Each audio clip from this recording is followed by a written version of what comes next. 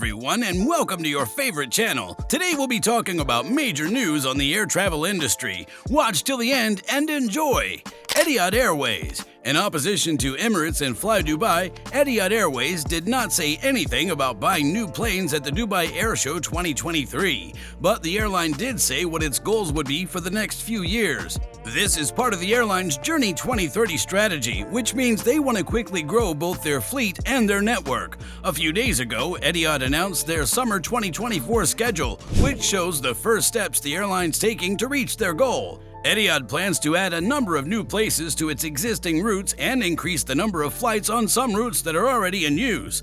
10 years ago, Etihad moved 13 million people, which is 30% more than in 2022. By a large amount, Etihad Airways is the smallest of the three ME3 airlines. It has a fleet of fewer than 100 planes, with most of them being narrow-body planes, and it flies to about 80 different places.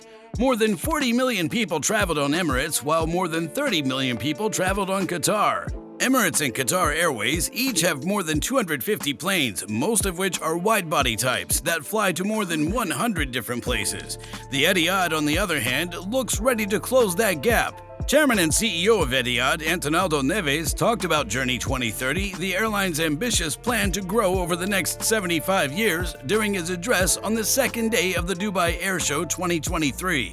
The main goal of the extension is to improve travel between the Gulf Cooperation Council or GCC countries, Bahrain, Kuwait, Oman, Qatar, Saudi Arabia, and the United Arab Emirates, and North America and Europe. The airline plans to increase the number of seats available at its current destinations as well as adding new sites. More than a third of Etihad's fleet is made up of wide-body Boeing 787-9 planes right now. The company also has a few more wide-body planes, such as the 777-300ER, 787-10, A350-1000, and even the A380, which it just recently took out of storage. In addition, Etihad Airways has a fleet of narrow-body planes made up of Airbus A320-200s and A321-200s. Additionally, Etihad placed large orders with Airbus and Boeing for more than 100 planes. This includes plans for more passenger planes like the A350-1000, 787-10, and 787-9. New planes like the 777-9 and the A321neo have been bought by the airline and will be sent to them. When compared to the previous summer's plan, Etihad's summer 2024 plan shows that the plane can carry 25% more people. Neves said that it's also meant to make it easier to stop over in Abu Dhabi and enjoy our exciting and welcoming home. There will be more flights to Athens up to twice a day and more flights to Copenhagen all year round for Etihad's European destinations. Because of this, Etihad will be adding more trips to Bangkok and Colombo all over Asia. From January 1st, 2024, it will also add two more Indian destinations, Kozhikode and Thiruvananthapuram. India is where you can find both of these places. There will be daily trips from both of the old and new cities on Airbus A320 planes. The company also wants to grow in both Africa and North America. It plans to start flying 4 times a week to Boston, which is in the United States, using Boeing 787-9 planes starting on March 31st, 2024.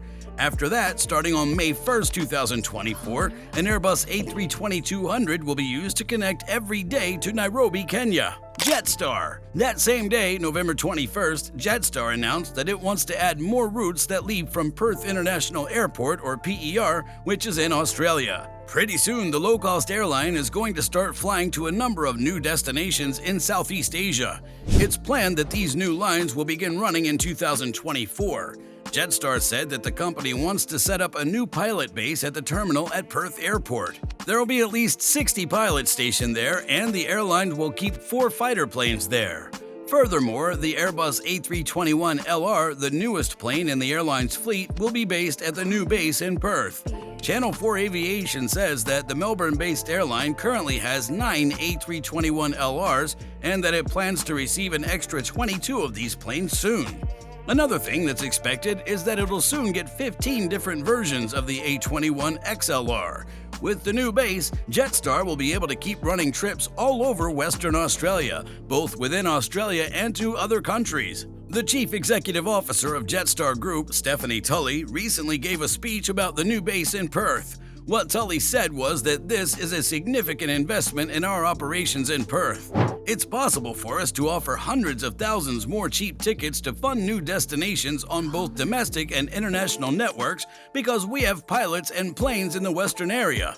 After the year 2024 is over, Jetstar will begin flying to 3 more places. There will be trips from Perth Airport to Singapore Changi Airport (SIN), Phuket International Airport or HKT, and Suvarnabhumi Airport (BKK) in Bangkok, Thailand for the first time. When these new services start up, they'll try to meet the high demand for cheap lines in Western Australia. Around 400,000 people have taken Jetstar from Perth to Ngurah International Airport (DPS) in Bali, Indonesia, which is another Southeast Asian spot, in just the last year. Tully talked about the new services and said these 3 new routes will make low-cost travel all over Southeast Asia possible for our West Coast customers.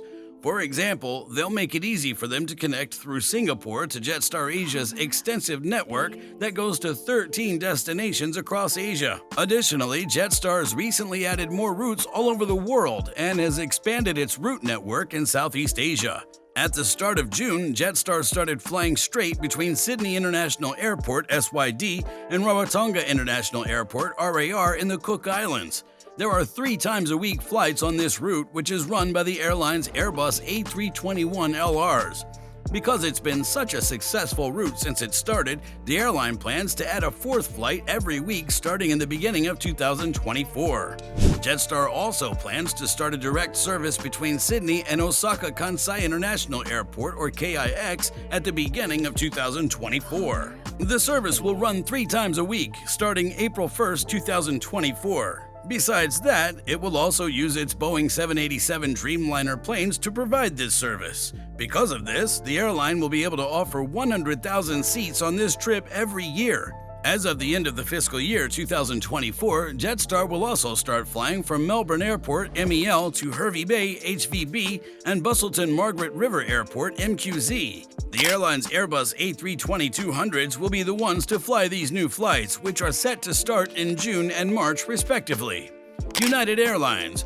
On March 31st, United Airlines will start flying directly to Mexico's new Tulum International Airport or TQO.